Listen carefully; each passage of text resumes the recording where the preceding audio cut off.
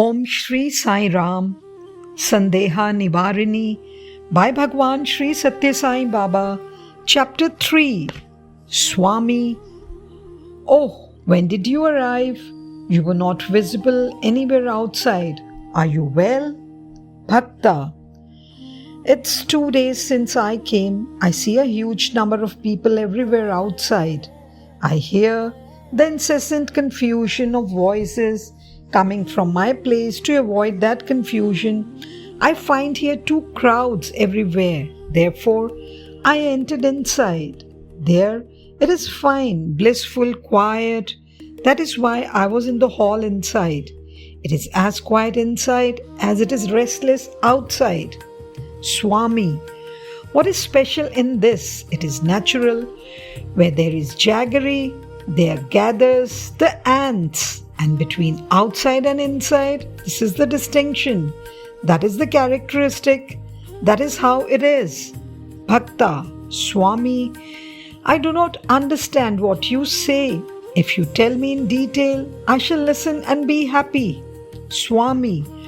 You yourself said, didn't you, that there is an outside and an inside? Well, those who are what we call Bhaya Prapancham and Antar Prapancham, the external world and the internal world. Now, which is the internal world?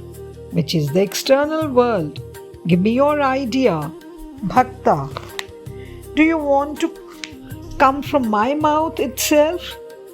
Do you want it? Do you want it to come from my mouth itself? It would be so good if you spoke, Swami.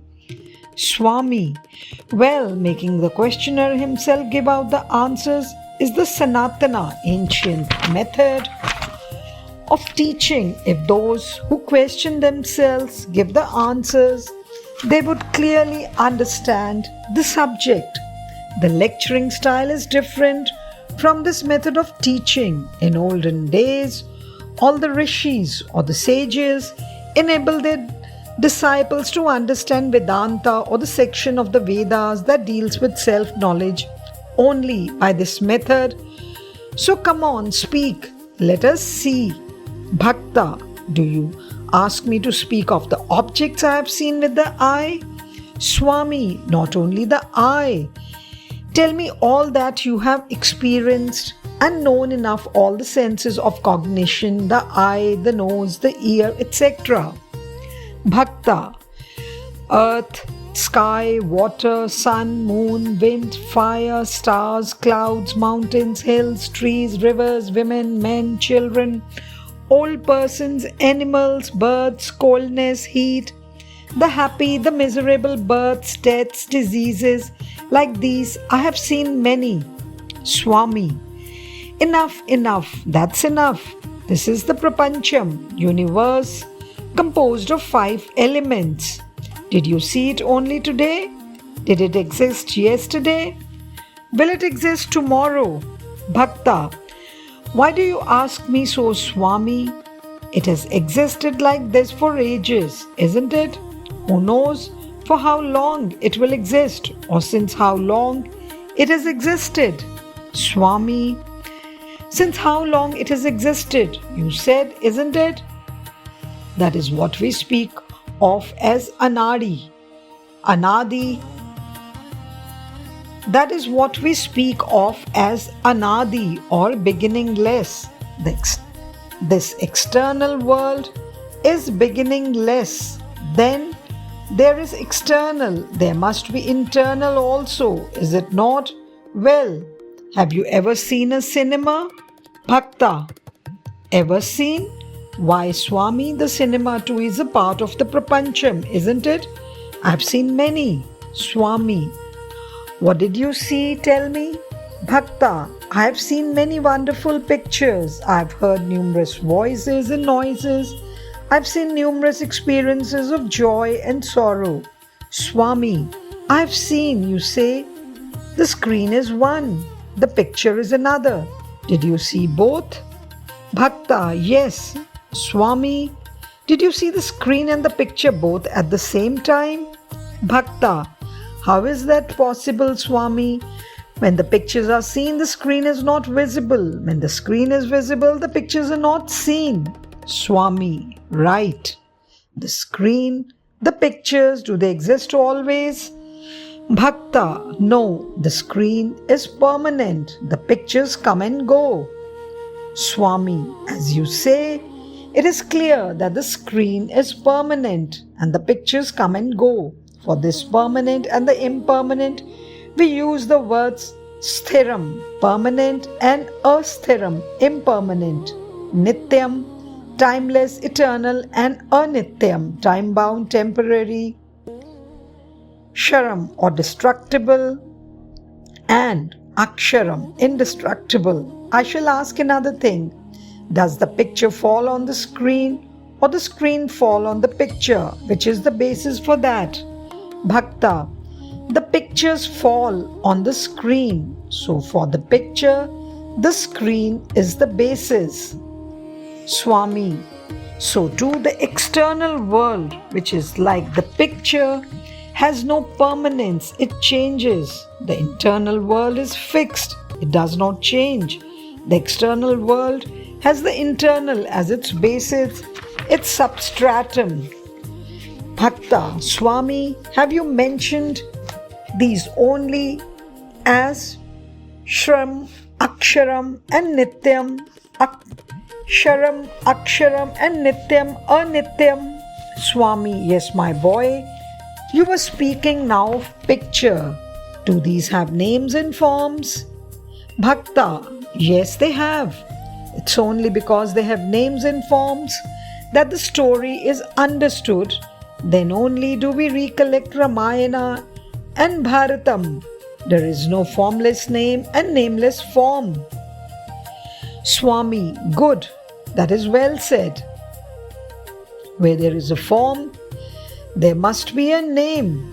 Where there is a name, there must be a form. Both these are connected with each other when we say avinabhava sambandhanam, inseparable connection. It is this relationship that we refer to. Have you now understood the meaning of prapancham? Bhakta, I have grasped that it is identified with name and form, but Swami, I would like to hear you describe how it originated. Swami, you should not fall into that tangle now.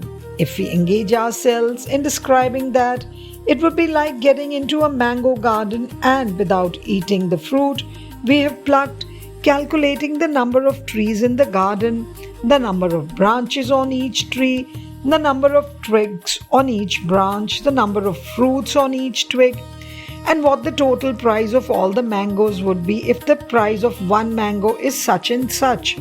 Instead of senselessly wasting precious time in the collection of this information, we should, like the person who eats the fruit, find out what is of primary importance and, understanding the thing first, attain contentment and joy.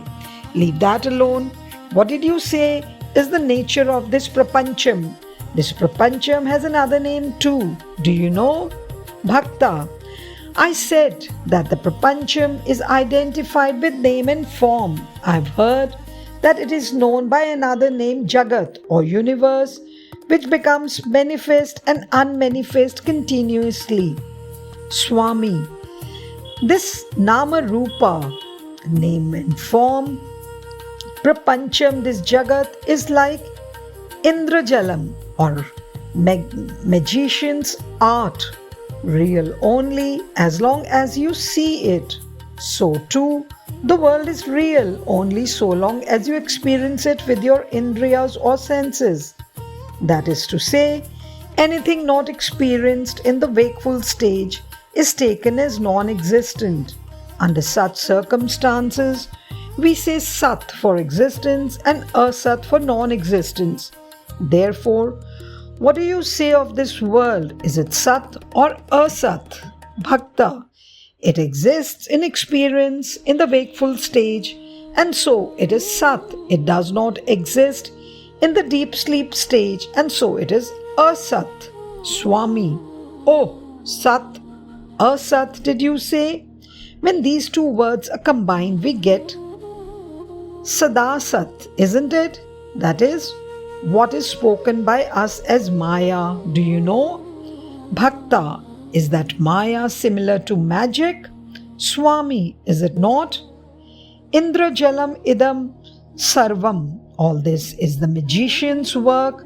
That is what the rishis or the sages have been saying since ages. Bhakta, then there must be a performer of all this Indrajalam, isn't it? Swami, certainly there is. That magician is God. He is endowed with countless auspicious attributes. The Maharishis or great sages, have they not framed a name on the basis of each attribute and a form on the basis of each name and attained realization and meditating on those forms, making the attributeless attributeful and the formless formful? Is it not their experience that is being proclaimed through 1,000 tongues in the Shastras, the Vedas and the Upanishads? Have they not declared how they have realized God in their dhyana samadhi, complete absorption in meditation, each in his own way according to his attitude and devotion and worship, how each has been blessed with the vision of the Lord and the actual consummation of union with him? Bhakta. Yes, Swami, I have understood that, but you said that name and form are based on attributes. Kindly explain this to me, Swami. Certainly, I must elucidate such important topics because they are beyond your own powers of imagination. Listen carefully. Since the Lord has the guna or quality of pleasing all, he is known as Rama. So also he is Prema Swarupa, the embodiment of love. He is Bhakta Vatsala, full of affection to his devotees. He is Kripa Sagara, ocean of mercy. In each such name and form, he is vouchsafed Sakshatkaram or direct perception of God to bhaktas and bless them with Sayujyam or merger in the divine. The formless God assumes all forms in order to bless bhaktas. Bhakta, I am happy. I am indeed so happy, Swami. Through your grace, I am understanding quite clearly. Just one doubt. The formless Paramatma, you said, has countless names. Are all names and forms equal? Is there any difference?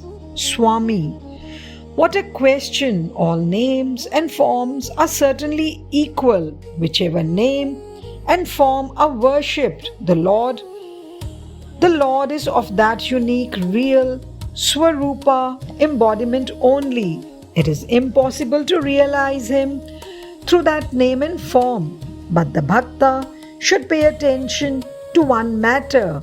In whichever form the Lord is worshipped, the favor prayed for, the sankalpam or the purpose of wish must be one.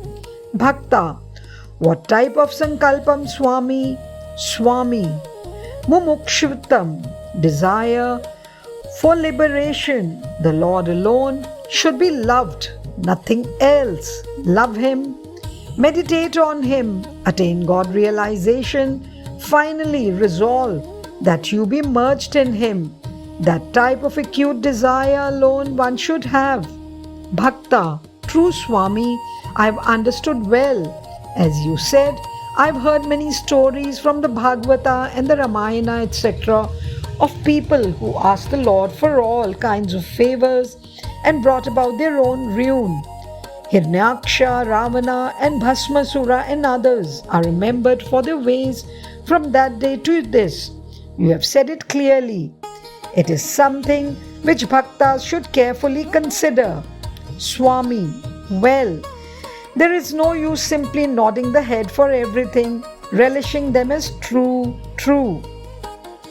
If it is firmly fixed in your heart that this is true and this is good, thereafter it is necessary to put it into practice. If you say that it is true, So long as I speak and forget when you go away, this listening itself is useless.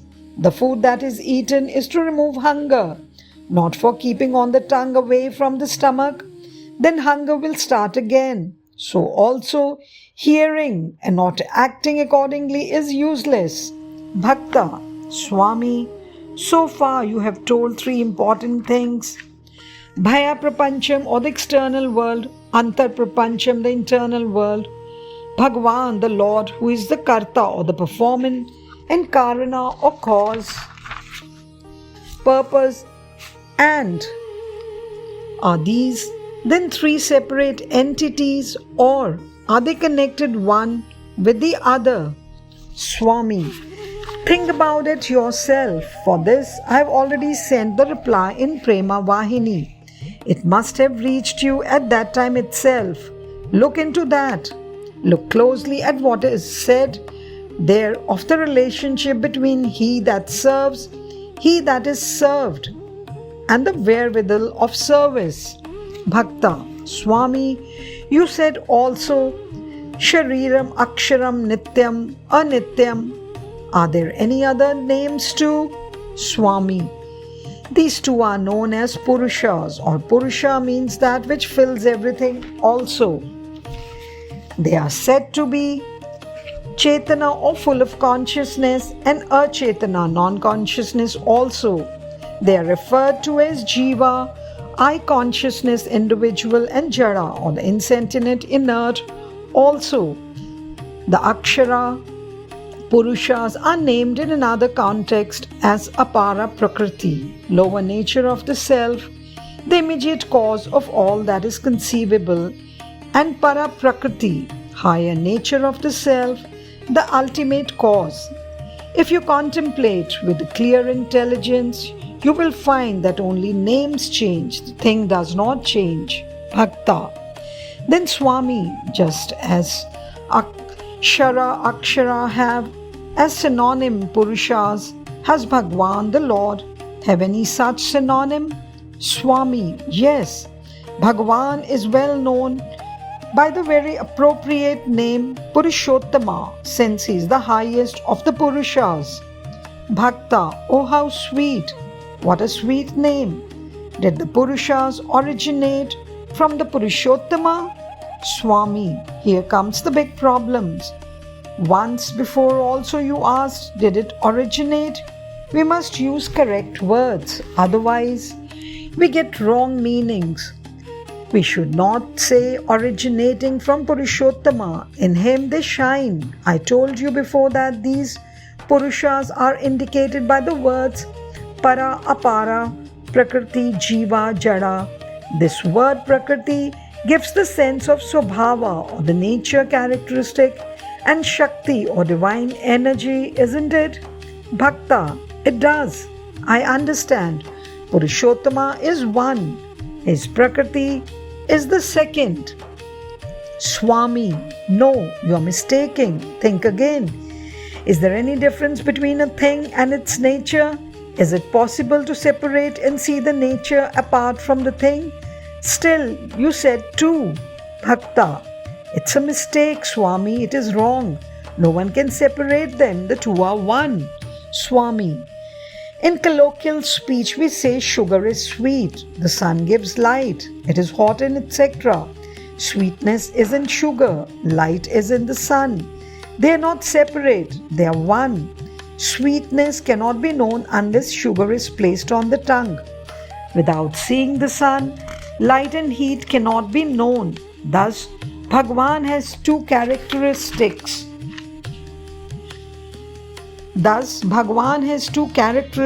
When we speak of them as two, they are referred to as Purusha and Prakriti. But they are really one. Prakriti in the Bhagavan is unmanifested and inseparable like sweetness in sugar. Avinya bhava sambandham. Inseparable connection means that just this relationship, by the mere will of Bhagavan, this Maya envelops and manifests in the form of cosmos or Brahmanda. This is what is called Samashti Vishwarupam or absolute full world form. by the divine will. It is this absolute that expresses itself as Jagat with names and forms through the power of avidya or ignorance. Bhakta. What is this, Swami? It was all so clear so far, but this word, avidya, newly used, was upset my thought. I didn't understand anything. Please explain. Swami, don't be in a hurry. Have you heard the word vidya? Do you know its meaning? Bhakta, certainly vidya means study. Swami, vidya means jnanam or knowledge. When A is added to jnanam, it becomes ajnanam, ignorance. Ajnanam is avidya. Though one, ignorance makes it appear in multifarious forms, isn't it? Bhakta, yes, Swami. How did this avidya come about? Where did it come from?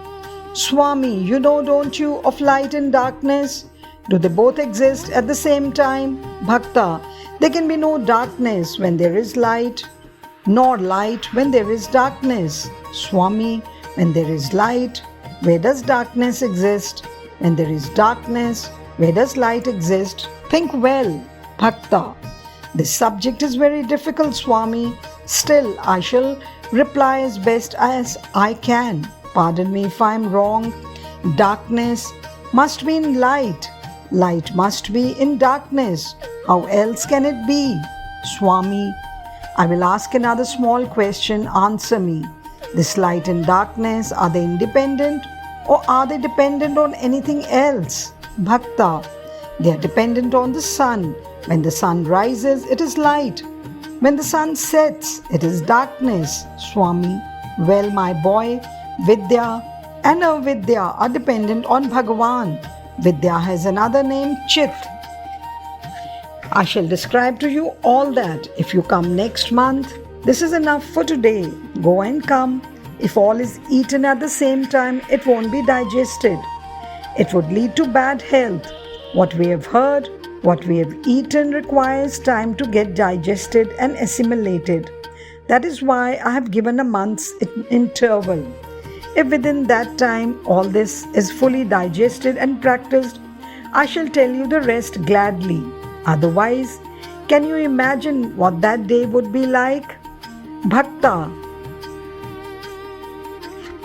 Namaskaram. I am indeed blessed to digest what is heard and what is eaten. The power to do this should be vouchsafed by you alone.